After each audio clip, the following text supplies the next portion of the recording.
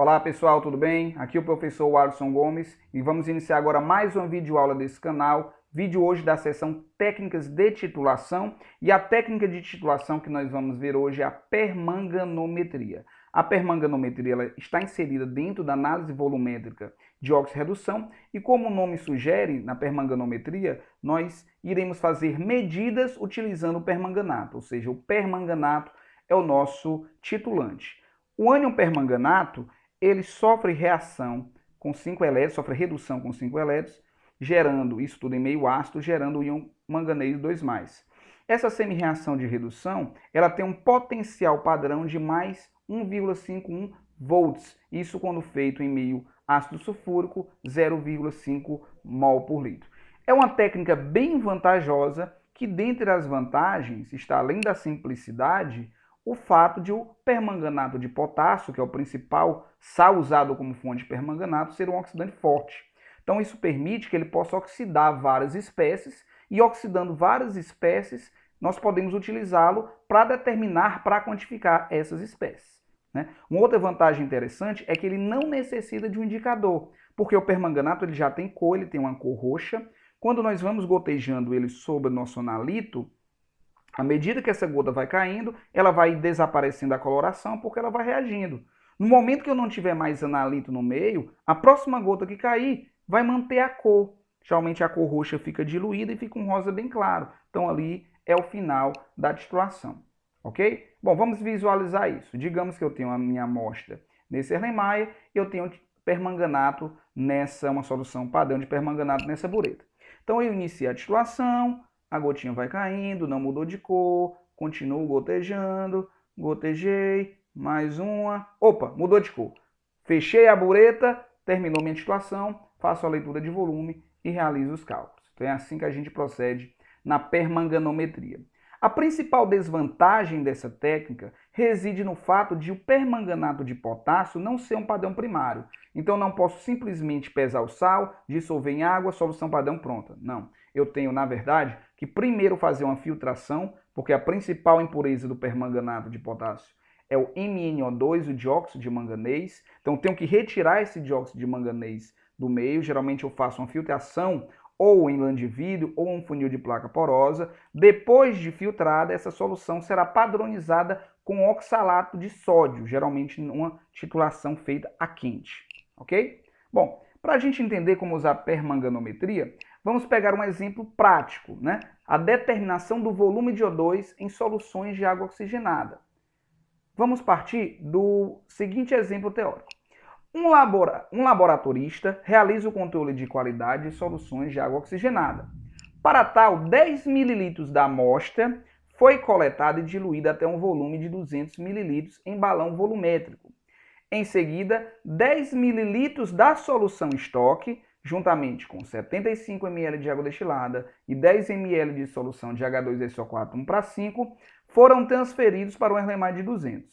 Seguiu-se então a titulação com a solução padrão de permanganato de potássio com a concentração de 0,0217 mols por litro. Após medidas em triplicata, a média dos volumes gastos na titulação foi de 8,95 ml. Estime a concentração dessa solução de H2O2 em termos de volume de oxigênio.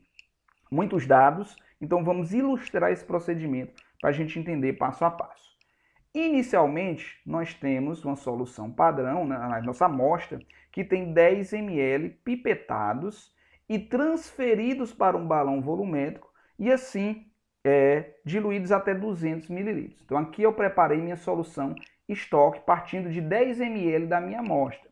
Preparada essa solução estoque, foi pipetado um volume de 10 ml dessa solução estoque, passada a um Erlenmeyer, e adicionado a esse Erlenmeyer mais 75 ml de água e mais 10 ml de uma solução de H2SO4 1:5. Em seguida, esse Erlenmeyer foi então conduzido até o momento da titulação. A titulação foi feita em triplicata, utilizando uma solução já padronizada de permanganato de potássio 0,0217 mol por litro, e o volume médio gasto nessas titulações foi de 8,95 ml. Então qual é a nossa estratégia? A partir dessa titulação, nós podemos calcular o número de mols de peróxido aqui presente. A partir desse número de mols de peróxido, nós podemos calcular o número de mols presente na solução de estoque. E a partir do número de mols presente na solução de estoque, nós podemos saber qual é, nós podemos saber qual é o número de mols presente na minha amostra e assim calcular o volume de oxigênio produzido. Então vamos lá. Bom, pessoal, então nós vamos tomar a seguinte reação balanceada. Nela nós podemos ver que 2 mols de permanganato reage com 5 mols de H2O2. Então essa é a proporção que nós vamos ter na titulação. Assim o nosso primeiro passo reside em calcular o número de mols de H2O2 que nós temos no Erlenmeyer naquele momento da titulação. Como é que eu posso fazer isso? Eu sei que 2 mols de permanganato de potássio reagem com 5 mols de H2O2. E eu posso calcular o número de mols de permanganato sabendo sua concentração molar e seu volume, uma vez que concentração molar vezes o volume é o número de mols. Então, como a concentração é 0,0217 e o volume 8,95 ml, isso é o número de mols e estará para X. Fazendo o produto dos meios pelo produto dos extremos, nós chegaremos nessa equação, que a resolvendo, nós teremos que o X é 0,4855 milimols de H2O2. Então esse é o número de mols que eu tenho de H2O2 lá no Erlenmeyer após a titulação. Lembremos, entretanto, que apenas 10 ml da minha solução estoque foram transferidos para esse Erlenmeyer. Então esse é o volume contido em 10 ml. Mas eu posso, assim, calcular o tanto que eu tinha na minha solução estoque, em 200 ml. Como eu faço isso? Mais uma regra de 3. Passo 2. Se eu sei que eu tenho 0,4855 milimols de H2O2 em 10 ml, na minha solução estoque, 200 ml, eu terei Y milimol de H2O2. Novamente, fazendo o produto dos meios pelo dos extremos, nós iremos chegar numa equação bem simples que a resolvendo teremos que esse valor é 9,710 milimols de H2O2. Então, esse é o número de mols de H2O2, de peróxido de hidrogênio, que eu tenho na minha solução estoque. Agora, lembrem como a gente fez a solução estoque. Eu pipetei 10 ml da amostra e transferi para a solução estoque. Então, todo o peróxido que eu tenho na minha solução estoque, ele veio da minha amostra. Ou seja, o número de mols que eu tenho na amostra é o mesmo que eu tenho naqueles 10 ml, perdão, o número de mols que eu tenho na minha solução estoque é o mesmo que eu tenho nos 10 ml da amostra, que é 9,710 milimols de H2O2. Sabendo disso, eu posso calcular quantos milimols eu vou ter em 1 ml da minha amostra. E para que eu quero saber isso? Porque eu quero calcular o volume de oxigênio liberado, se é uma solução 10 volumes, 30 volumes. E como é que a gente calcula os volumes de oxigênio de uma solução de peróxido? A gente tem que saber qual é o volume em mililitros liberado de oxigênio na decomposição de 1 ml da minha amostra. Por exemplo, se a partir de 1 ml da minha amostra de peróxido eu produzo 50 ml de oxigênio, então eu tenho uma solução de água oxigenada 50 volumes.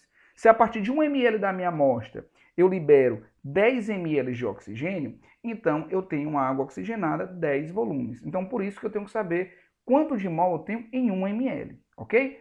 Fazendo isso é bem simples, mais uma regra de 3, onde 9,710 milimols de H2O2 estão presentes em 10 ml da amostra, como já explicado. Em 1 ml eu terei Z. Aqui bem simples. Produto dos meios pelo produto dos extremos vai ser só dividir por 10. Volta uma casa com vírgula, você vai encontrar 0,9710 milimols de H2O2. Isso é o que eu tenho em 1 ml da minha amostra. Agora eu tenho condição de achar o volume de oxigênio liberado. Para isso, eu tenho que, de antemão, saber que a reação que envolve a decomposição da água oxigenada em água e oxigênio segue essa estequiometria, onde 2 mols de H2O2 se decompõem produzindo 1 mol de oxigênio, ou seja, a relação entre peróxido e oxigênio é de 2 para 1. Logo, eu posso considerar que para 2 mols de H2O2 eu terei a produção de 22,4 litros de O2. Opa, o que é isso? Lembremos, volume molar de um gás na CNTP. Dentro das condições normais de temperatura e pressão, 1 mol de um gás, independentemente da sua natureza, ocupará um volume de 22,4 litros. Então, como é de 2 mols para 1 mol de um gás, posso trocar como sendo 22,4 litros em volumes, ok? Como nós não temos 2 mols, na verdade nós temos 0,9710 mol de H2O2, isso em volume vai ser W.